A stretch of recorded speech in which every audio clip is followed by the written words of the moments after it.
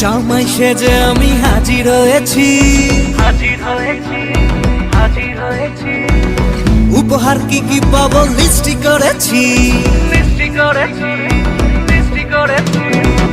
জামাই সেজে আমি হাজির হয়েছি, উপহার কি কি পাবো লিস্টি করেছি। জমিয়ে খাবো আমি ইলিশ মাংস, কই খাবো আমি চেটে পুটে মিষ্টি সাথে।